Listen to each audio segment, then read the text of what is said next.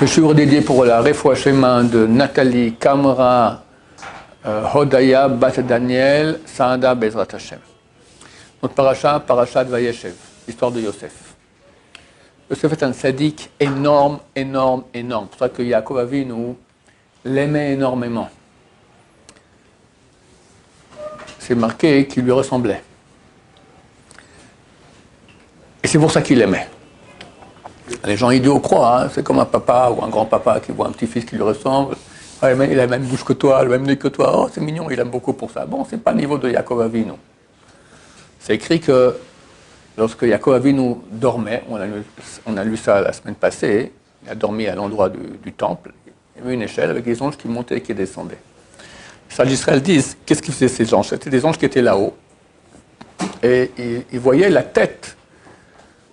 C'est marqué que sur le trône d'Hachem, il y a 4 têtes. Celle d'un homme, celle d'un bœuf, celle d'un aigle et celle d'un lion. Tous les rois de l'humanité, la tête d'homme, c'était le visage de Yaakov Avinu. Le bœuf, c'est les animaux domestiques, le lion, les animaux sauvages, et l'aigle, les volatiles.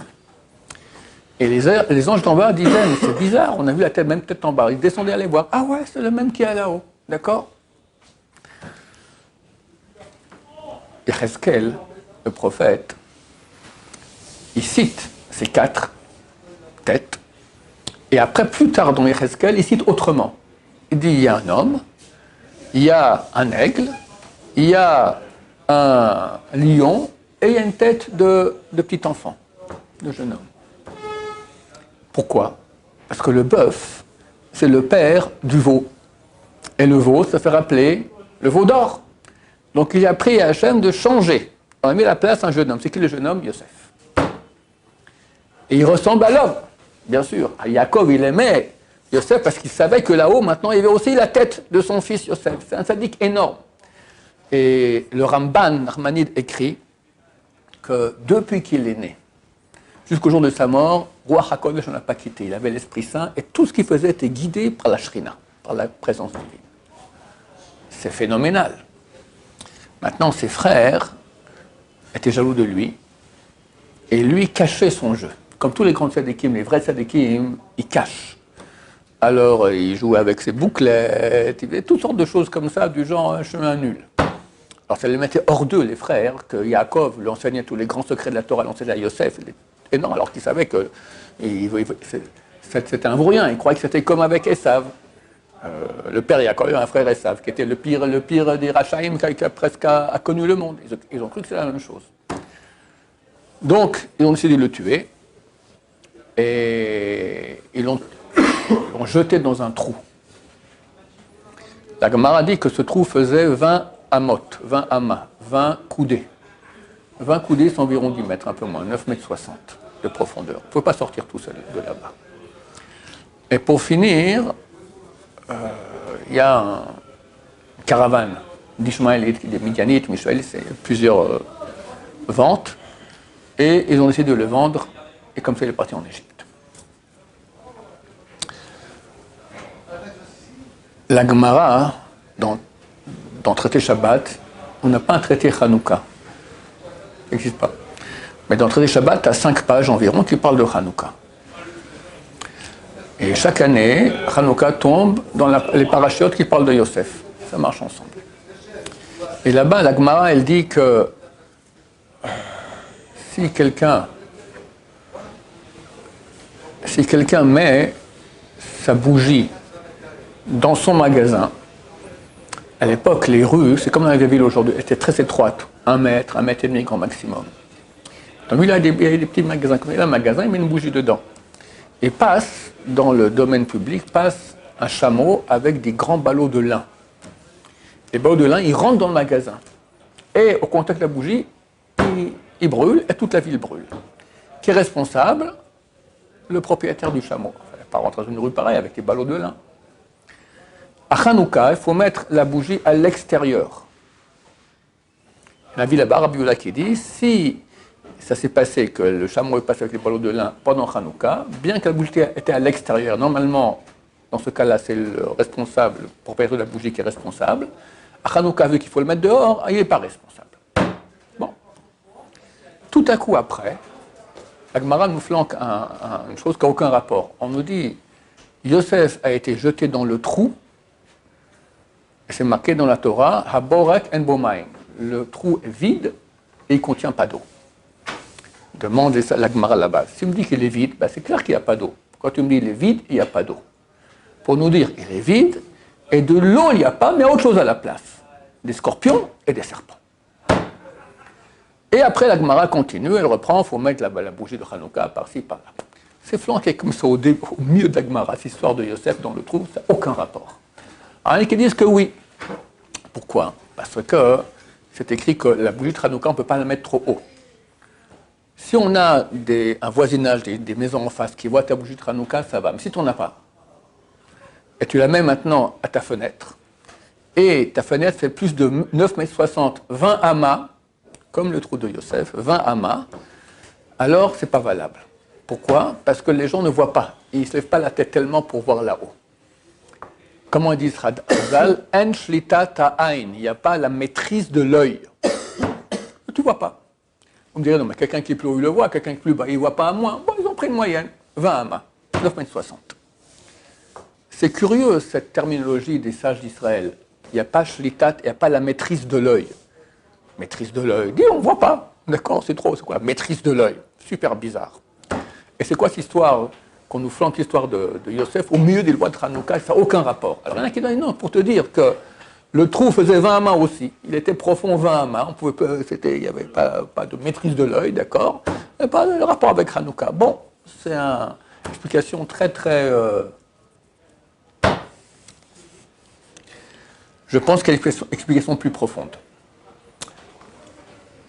Yosef, comme on a dit, c'était l'enfant préféré de Yaakov. Il lui a tout enseigné. Tout ce qu'il a appris dans les Shiva Beshem Ve'ever pendant 14 ans, il a enseigné à son fils Yosef, dont les grands secrets de la Torah. Et Yaakov savait qu'il y avait un décret que le peuple d'Israël irait en exil.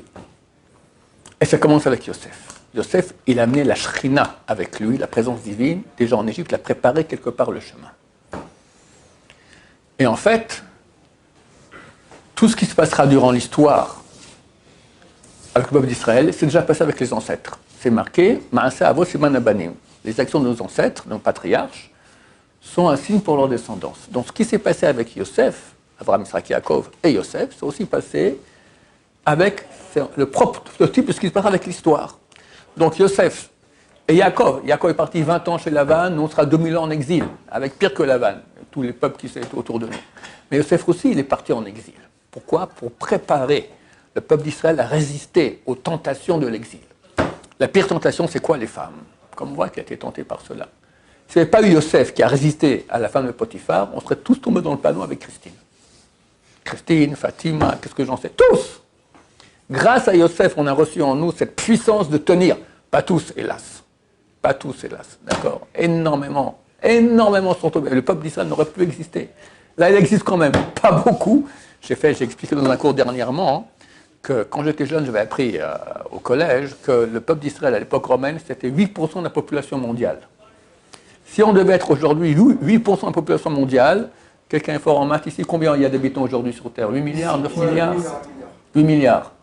Ça nous fait, si je me souviens bien, 8, ça nous fait 60, ça fait, on aurait dû être 640 millions. Un peu moins que les Chinois. On les aurait mis. C'est marqué la terre d'Israël, elle est extensible. Il y aura la place pour tout le monde. 640 millions, combien on est? Peut-être. Les gens disent 15 millions, je n'y crois même pas. Voilà. Disons 15 millions, disons. Ok, alors il te manque quand même 640 moins 15, il te manque 625 millions. Ils sont passés où? Regarde la Shoah, 6 millions. Allez, ça nous fait combien? On était à 615, 609. 609 millions. Je te donne 100 millions en cadeau. Tous ceux qui ont été tués dans les différents pogroms, etc., et les enfants qu'ils auraient pu avoir qui n'ont pas eu. 100 millions, et c'est beaucoup moins que ça. Il reste 500 millions. Il manque 500 millions de juifs qui ne sont pas là, et pas parce qu'ils ont été tués. Ils sont passés où? Dans les bras de Christine. C'est le pire ennemi du peuple juif. Et grâce à Yosef, il y a encore qui ne sont pas tombés dans le panneau. Il y en a. Baruch Hashem.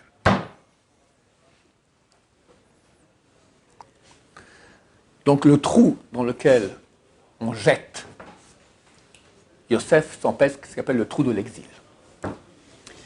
Le grand-père est un très grand rabbin, pas juste, le Rav Chida, énorme. Le Rav Chaim Yosef David Azoulay. Son grand-père s'appelle Rabbi Avraham. Il a fait un livre qui s'appelle Chesed l'Avraham, très profond, très grand. Il écrit là-bas un truc très bizarre. Il dit que la profondeur de l'exil, c'est 20 amas. La profondeur de l'exil, 20 amas, 20 coudées. Comme la hauteur de la bougie de Hanouka, comme aussi la grandeur de la souka, et comme aussi dans un mavoy. C'est une rue sans issue. On n'a pas le droit de porter dedans Shabbat, mais si on met une planche en haut, on peut. Il ne faut pas qu'elle soit plus haut que 20 amas. Où est le rapport?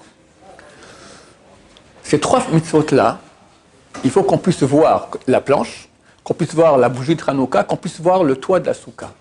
Quand c'est plus de 20 amas, la Gemara dit « En shlita ta'ain », il n'y a pas la maîtrise de l'œil. On ne voit pas. Donc ce n'est pas valable. L'œil, c'est qui? L'œil, c'est Esav. Quand il vient avec les 400 hommes. 400, c'est Ain Ra, le mauvais œil. Il lève ses yeux et il a regardé d'abord les femmes de Yaakov.